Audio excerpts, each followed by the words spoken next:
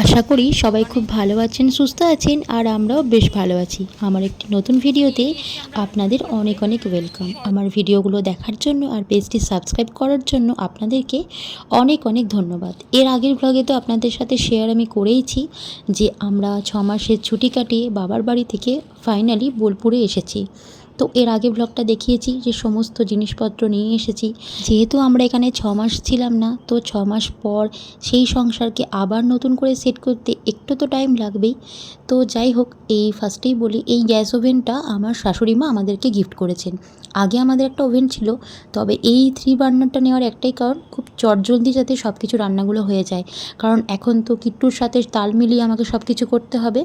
তো যাই হোক, আর আমি ওদিকে পুজো করে নিচ্ছি। আসলে আমি সব কিছু করার আগে ঠাকুরকে প্রণাম না জানিয়ে করি না। আর যেহেতু নতুন বার্নারে রান্না করতে শুরু করব, তাই একটু মা লক্ষ্মী আর ব্রহ্মাকেও প্রণাম করে শুরু করলাম। জানি না এটা আমার মনে হয় বা আমার ভালো লাগে, তাই শেয়ার করলাম। আর আমার এই ঠাকুরের জায়গাটা আপনারা অনেকেই প্রচুরবার দেখেছেন, যারা আমার পুরনো ব্লগগুলো দেখবেন। এই মা লক্ষ্মীর আমার পুজো করা থেকে শুরু করে প্রেগনেন্সিতেও আমি মায়ের পুজো করেছি, সব কিছু। তো যাই হোক, ফাইনালি ঠাকুরের জায়গাটাও আমি সুন্দর করে গুছিয়ে নিই। এবার আমাদের ডিভান, মানে এই খাটটা আমাদের নতুন নেওয়া হয়েছে, এবার ডিভানে একে একে সমস্ত জিনিস আমরা ওখানে গুছিয়ে রেখে দিলাম। মানে আসলে কি হয়েছে, শীতের জিনিসপত্রগুলো আমরা নিয়ে এসেছি, তো ভাবলাম শীতের জিনিসগুলো এখনই সব কিছু ডিভানে ভরে দিই, পরে যখন কাজে লাগবে তখন আবার একে একে বের করে নিতে পারবো। আমরা তো এই ঘরটায় রেন্টে থাকি, তো উইন্ডোতে যে কার্টেনগুলো ছিল সেগুলো আমাদেরকে কাকুই দিয়েছিল, মানে যাদের বাড়িতে আমরা থাকি ওদেরই ছিল। তো আমরা ভাবলাম তাহলে ওগুলোকে চেঞ্জ করে দিই, কারণ একদম নতুন কার্টেন দিয়েছি। কালারটা কেমন হয়েছে একটু বলবেন। এটা হচ্ছে কিট্টুর পরের দিনের ভিডিও, মানে পরের দিন সকালবেলা ঘুম থেকে উঠেছে তারই একটা ভিডিও ক্লিপ শেয়ার করলাম। আগের দিন জার্নি করে এসে কিট্টু প্রচণ্ড তাড়াতাড়ি ঘুমিয়ে গিয়েছিল আর প্রচণ্ড ঘুমিয়েছে, তাই পরের দিনের ওর মুখের দৃশ্যটা দেখবো বলেই ভিডিওটা শেয়ার করলাম। আমরা পরের দিন চলে গিয়েছিলাম বোলপুরের সর্বমঙ্গলা দোকানে। আপনারা যদি কোনোদিন বোলপুর আসেন, অবশ্যই এই সর্বমঙ্গলা দোকানের কচুরিটা একবার হলেও ট্রাই করবেন।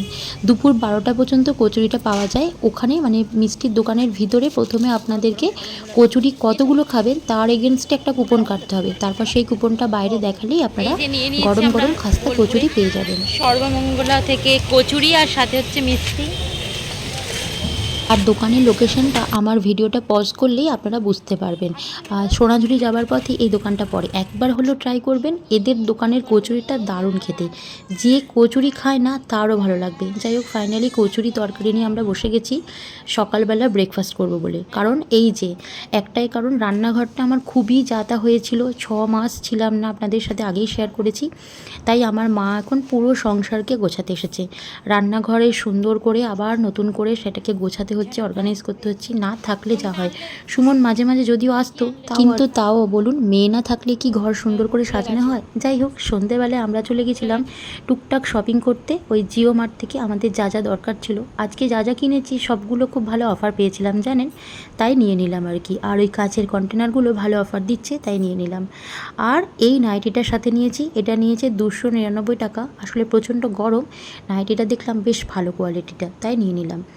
আর এই যে আপাতত সারাদিন প্রচণ্ড খাটাখাটনির পর চলুন আমাদের বাড়িটা কীরকম লাগছে, মানে কীরকম সাজালাম সবটাই দেখাই। আমাদের না ডাইনিং এরিয়াটা অনেকটা বড়, তার জন্যই আর কি রুমটা নেওয়া। তো যাই হোক, ফাইনালি পরের দিন সকালবেলা দেখুন আমার মা আবার সুন্দর করে আমার রান্নাঘরটা একদম ঝাঁ চকচকে করে দিয়েছে। মা না থাকলে কিন্তু সত্যি মেয়েদের সংসার হবেই না। মায়ের থেকে অনেক কিছু শেখার আছে, আর মা সারা জীবনই হেল্প করে যাবে যতদিন বাঁচবে। যাই হোক, এই সেই আমার সুন্দর রান্নাঘর। যারা আমার পুরনো ব্লগ দেখেছেন, আমি প্রচুর রকম জিনিস শেয়ার করেছি, আবারও শেয়ার করব। ভালো লাগলে পেজটি সাবস্ক্রাইব করবেন, আর ভিডিওগুলো লাগলে লাইক শেয়ার কমেন্ট করবেন। কে কোথা থেকে দেখছেন অবশ্যই কমেন্ট করবেন। রান্নাঘরের ভিউটা কিন্তু আমার ভীষণ সুন্দর, বাইরের দৃশ্যটা। আর এই হলো আমাদের রুমটা ফাইনালি সাজানোর পর। এই টেবিলটা বাড়ি থেকেই নিয়ে এসেছি। এই টেবিলটা মাই আমাকে দিয়েছে, আমাদের বাড়িতেই ছিল, তো কাজে লাগবে তার জন্যই নেওয়া। আমাদের এই রুমটা নেওয়া হয়েছে একটাই রুম, মানে আমাদের 1 BHK একটা রুম, তবে আমাদের ডাইনিং স্পেসটা অনেকটাই বড়। তো এটা হচ্ছে পরের দিন সকালবেলা, মানে আমরা বোলপুরে একদিন থেকে পরের দিন আবার সকালেই আমরা শ্বশুরবাড়ি ফিরে এসেছি, মানে কিট্টু তার নিজের বাড়ি ফিরে এসছে। আর রুমটা এই যে সুন্দর করে ফাইনালি সাজানোর পর কীরকম লাগছে সেটাও কিন্তু অবশ্যই কমেন্ট করে জানাবেন। আপাতত কিছুটা পরিমাণে সাজাতে পেরেছি, আবার বাকি অনেকটাই কাজই বাকি আছে।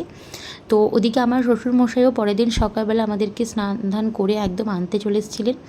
নাতনিকে নতুন বাড়িতে নিয়ে যাবে, তাই আর আনন্দে মানে তর্স হয়েছে না। আর সাথে করে আমি এটাও নিয়ে এসেছি, এটাতে ওই জামা কাপড় শুকাতে দিতে সুবিধা হয়। আর সামনেটা জানেন আমরা একটু কার্টেন দিয়ে দিয়েছি, আসলে সামনেই না, বাড়ির সামনেটা আমাদের রাস্তা, তো একদম রোডের ওপরে বলে সামনেটা একটু কার্টেন দিয়ে দিয়েছি, ছোটো বাচ্চা নিয়ে থাকবো তো তার জন্য। আর এই ব্যালকনিতে আগে আমার প্রচুর ফুল গাছ ছিল, সেগুলো সব এখন নিচে নামিয়ে দিয়েছি। তো মাস্টারমশাই মানে যার বাড়িতে ভাড়া থাকি উনি জল টল দিয়ে দেখভাল করতেন। তো যাই হোক, সকালে আমরা বোলপুরে একদিন থেকে পরের দিনে চলে গিয়েছিলাম শ্বশুর বাড়ি, মানে কিট্টু তার নিজের বাড়ি যাবে, তাই জন্য দিদার কোলে বসে আছে।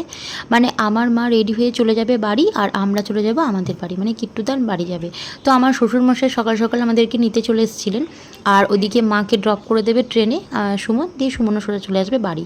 তো চলুন ওই বাড়ি শ্বশুর বাড়ির ব্লগ সমস্ত কিছু নিয়ে সেকেন্ড পার্টে আবার ফিরে আসবো। ততক্ষণের জন্য সবাই ভালো থাকবেন, সুস্থ থাকবেন, সাবধানে থাকবেন।